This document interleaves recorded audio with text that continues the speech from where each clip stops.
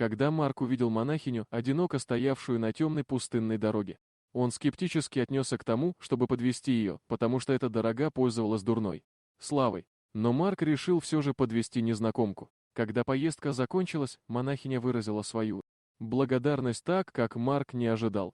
Вы не поверите, как она его благодарила. Марк стал водителем грузовика по необходимости. Он вырос в семье, где ему не хватало родительской любви и заботы. Отец постоянно бил его, а мама так и не нашла в себе смелости заступиться за него. Марк учился в старших классах школы, когда решил, что больше не может этого выносить, и сбежал из дома. Путешествуя автостопом по стране, Марк встретил старого дальнобойщика, который сразу почувствовал, что у него проблемы. Когда его спросили, в чем проблема, Марк открылся и поделился своей историей, тронутой историей молодого человека. Мужчина решил помочь, поэтому он привел Марка в свой дом, где воспитывал его как родного. Когда Марку исполнилось 22 года, его приемный отец посоветовал ему найти более стабильную работу. До этого он помогал старику с различными поручениями. По рекомендации своего приемного отца Марк получил свою первую работу водителем грузовика и начал свою карьеру в качестве водителя-дальнобойщика. Год спустя Марк женился на красавице Синди, и она забеременела через несколько месяцев после свадьбы. Пара не осознавала, что у них будут 4 детей, пока не стало почти слишком поздно. Это привело к осложнениям со здоровьем, из-за которых Синди не могла работать, поэтому она стала домохозяйкой и помогала Марку всеми возможными способами. В положенный срок Синди родила 4 здоровых детей, 3 мальчиков и девочку. С появлением детей Марк, который не хотел быть безответственным, как его отец, увеличил количество смен на работе. Его решимость заботиться о своей семье заставила его продолжать искать дополнительные способы заработка. Вскоре вместе с другом он устроился на работу по перевозке продуктов, где ему платили больше, чем обычно. Его целью было потратить деньги, которые он получит от работы, на покупку собственного грузовика, чтобы ему не пришлось отдавать 40% своего заработка арендатору. Более того, благодаря дополнительному доходу он смог бы удовлетворить все потребности своей семьи. Звучит как хороший план, не так ли? К сожалению, все пошло не так, как планировалось. Стремясь увеличить свой заработок и перевести больше товаров, Марк и его друг решили сократить время, которое они тратили на сон и отдых. Это оказалось выгодно с финансовой точки зрения, поскольку позволяло получать оплату за каждый час, проведенный за рулем. Им также не пришлось тратить деньги на ночлег в отелях. Но однажды ночью случилось нечто трагическое. Той ночью, когда Марк был за рулем и направлялся к месту следующей доставки, они попали в ужасную аварию. К сожалению, Марк задремал на несколько секунд и проснулся только тогда, когда в них врезался другой грузовик. От удара Марк мгновенно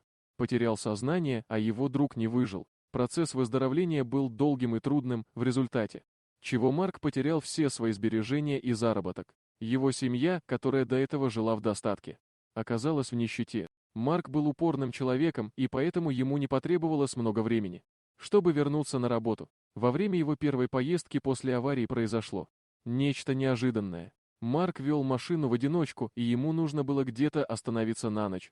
Пока он не слишком вымотался, не имея возможности позволить себе отель, он решил припарковаться на обочине дороги и переночевать там. Чтобы добраться до следующей остановки для отдыха, ему пришлось проехать по темной и пустынной дороге. Как раз, когда он собирался повернуть обратно на шоссе, он заметил монахиню, одиноко стоявшую на обочине. Монахиня протянула руку, прося подвести ее. Марк подумал о том, чтобы оставить ее прямо там, на дороге. Он слышал несколько историй о том, как водители грузовиков грабили на дороге, и не хотел быть одним из них. Последние деньги, которые у него были деньги, вырученные за доставку, и они предназначались для его семьи. Он уже собирался уехать, но заметил измученное и испуганное выражение лица монахини. Это заставило его остановиться и пересмотреть свое решение. Опустив стекло, он сказал: «Только до ближайшей хижины».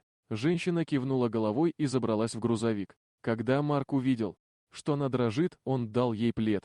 Женщина завернулась в просторное одеяло и почти сразу же уснула. Пока она спала, Марк гадал, почему она оказалась на этом участке дороги и почему направлялась к хижине. Хижина — это стриптиз-клуб, излюбленное место многих водителей грузовиков, потому что он находился прямо на шоссе и всего в 3 километрах от места отдыха, куда направлялся.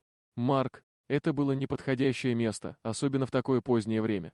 Но Марк держал свои мысли при себе. Когда они добрались до хижины, он разбудил монахиню. Но вместо того, чтобы вылезти из машины, она повернулась к нему лицом. «Я хочу попросить тебя о большом одолжении. Мне просто нужно кое-что забрать, а потом меня нужно подвезти до следующего города», — сказала монахиня. Марку. Ее просьба показалась подозрительной, у него возникло желание отказать ей и продолжить свой путь. Но он был не из тех, кто может отказать беспомощным людям. «Хорошо, но ты должна сделать это быстро», — ответил он. Монахиня вздохнула с облегчением. Через несколько минут она вышла из клуба, но не одна. С ней была еще одна женщина, которая, по-видимому, была в состоянии алкогольного опьянения. За женщинами по пятам следовали несколько мужчин. Марк почувствовал опасность, поэтому немедленно выскочил из своего грузовика и двинулся в их сторону. Но бандиты окружили его и женщин. «Оставь девушку в покое, и мы не причинил тебе боль», — сказал один из бандитов. Но монахиня ничего не сказала и просто крепко обняла ту самую женщину. Затем Марк взял инициативу в свои руки. Он был вынужден расплатиться с ними всем своим заработком.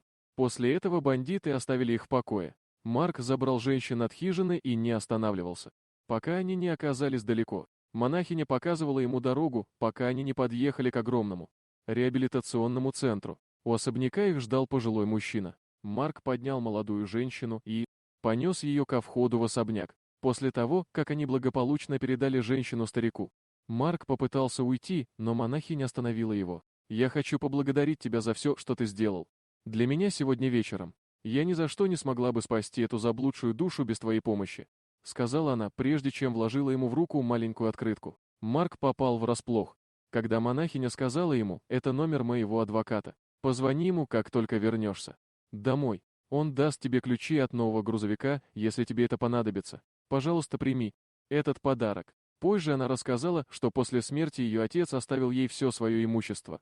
Несмотря на то, что она ушла в монастырь, она решила использовать свое богатство и влияние, чтобы помогать женщинам успешно проходить курсы реабилитации. Женщина, которую она забрала из клуба, вела тяжелую уличную жизнь, поэтому монахиня решила изменить ситуацию и отвезти ее в реабилитационный центр. Монахиня сказала, что это было бы невозможно без его помощи.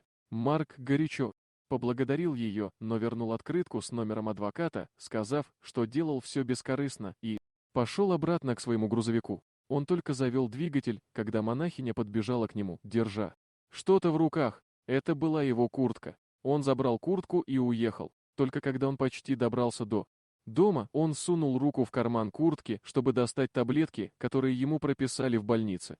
Но вместо пузырька с таблетками Марк нащупал что-то твердое. Это была большая пачка наличных и карточка. На карточке было написано: «Миру нужно больше таких мужчин, как вы. Денег там оказалось более чем достаточно, чтобы прокормить семью до следующей поездки».